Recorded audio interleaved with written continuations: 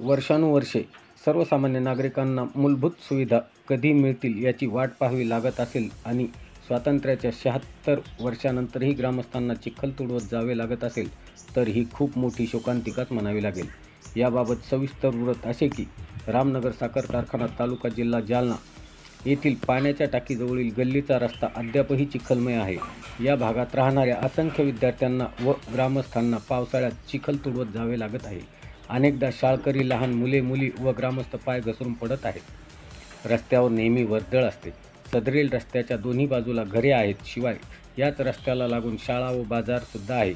सदरील रस्ता पुढे गेल्यावर पांदण रस्त्यात रूपांतरित होतो, मात्र जिथपर्यंत घरे आहेत, वस्ती आहे तिथपर्यंत रस्ता करायला काय अडचण आहे, असा सवाल नागरिक विचारत आहेत। मागील 25 वर्षापासून महिला व लहान मुलांसह वयोवृद्ध नागरिकांना या रस्त्यावरून ये जा करताना तारेवरची कसरत करावी लागत आहे।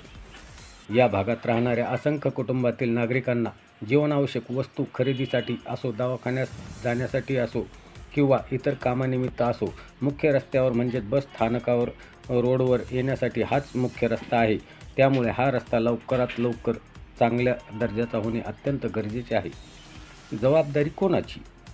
केंद्र आणि राज्य शासनाने कोट्यावधी रुपयांचे फंड ग्रामीण विकासासाठी येत असतात, तरीही अशा प्रकारे महत्त्वाचे रस्तेसुद्धा दुर्लक्षित का राहतात, असा प्रश्न नागरिकांना पडत आहे।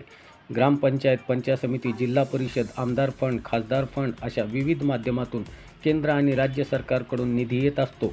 त्यामुळे कोणत्याही माध्यमातून सदरील रस्ता करता येऊ शकतो। इच्छाशक्तीची आवश्यकता। विकास कामांना केंद्र किंवा राज्य शासनाच्या माध्यमातून निधी येत असतो। अर्थातच कोणालाही खिशातून पैसे खर्च करण्याची आवश्यकता नसते, परंतु विकास कामे करताना कोणता फंड सदरील कामासाठी वापरता येईल आणि त्यासाठी कोणते प्रयत्न आवश्यक आहेत याचा विचार करून नियोजन केल्यास काहीच अवघड नाही। कारण मोठमोठे हायवे रस्ते होऊ शकतात, तर अशा प्रकारचे सामान्य रस्ते होण्यास काहीच अडचण नाही। अर्थातच इच्छाशक्ती असल्यास विकास कामे तातडीने मार्गी लागतात। स्टार मराठवाडा न्यूजसाठी मुख्य संपादक बबनराव वाघ।